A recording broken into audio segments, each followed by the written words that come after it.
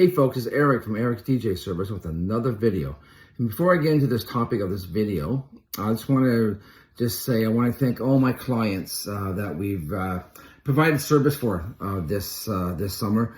Our season is coming to a close. I think our last wedding is actually New Year's Eve. Is our last wedding. So there's a few breaks in between and stuff like that. So a well-deserved rest, believe me. I want to give a shout out to my DJs on staff too, Sherry and Rob. And Dave. Dave's going to do one in 2 weeks.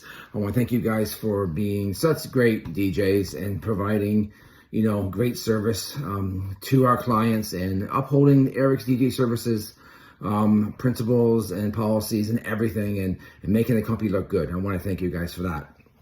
Okay, so today's topic. I want to get back to these topic things because I think they're very, very important. I'm not saying that I'm the smartest man in the world, the smartest DJ in the world, the best DJ in the world. I just know a lot of things. I've been DJing for 23 years, so I've seen I've seen what works, I've seen what doesn't work, and I like to pass that on to other people. And I don't think you really have to be a DJ. You don't have to really be in this industry to take what I say to heart or whatever you want to take from it. I don't think you need to be a DJ. I think sometimes I just give life lessons as well. So today's topic is learning to say no. And I think that's very, very important and a very, very hard thing for us to say. In the industry, DJ industry, photography industry, whether we, cater or whatever, we want to take every gig. We want to do every gig, obviously, because we're in the money-making business, right? So it's really hard to say no, but we do need to learn to say no because, as I've always said, not one size fits all. It really, really doesn't. And if you have a client who's being very, very difficult, or there's a venue that your client wants you to DJ at that you don't like working there for many reasons, whether it's a load in or whether you just don't like the staff. I mean, not that you don't like the staff, but that you don't get along with the staff or you don't agree with the staff's principles and policies and procedures. It just doesn't feel right. It's okay to say no. It's okay because you don't want to put yourself in a situation where you wish you were not in.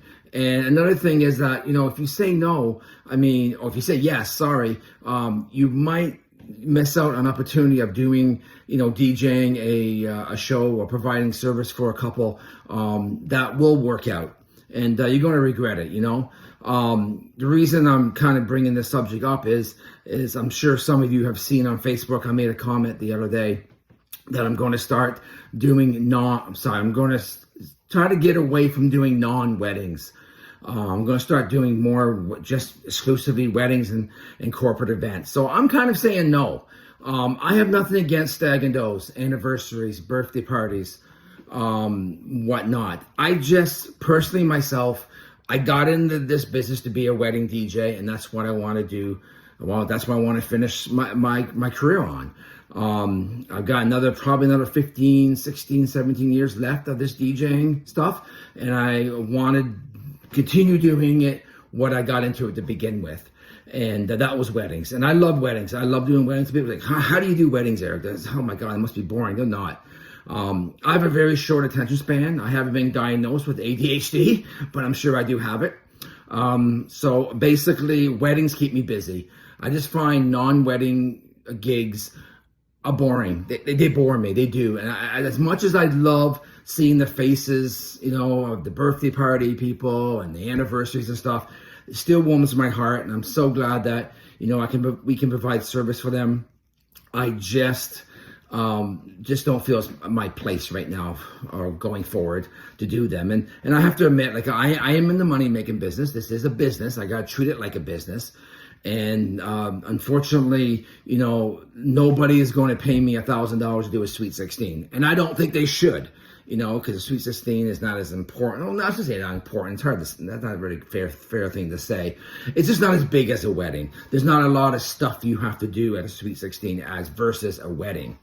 So I don't blame people for not paying me, $1,000 plus to do a Sweet 16, for example.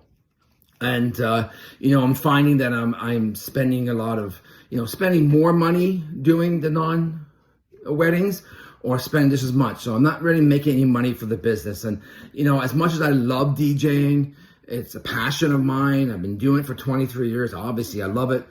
There's also the money side of it too. And it's also the money making side of it too. We all have to make a living too. So, so that's what brought this kind of subject on, me saying no. So basically for me, it's going to be no for wedding gigs. If some come in, let's say if, on a Saturday, May 9th or something, for example, I have a wedding and a birthday party comes in. I've already had this discussion with both my DJs, Sherry and Rob, that I would give them the birthday party and stuff like that, because I mean that gives them still, some revenue and whatnot, and they don't mind doing them, as they told me. So that's how Eric's DJ services is going to proceed in the future. And like I said, DJs, anybody in the entertainment business, anybody in the people business, it's okay to say no. Don't feel guilty.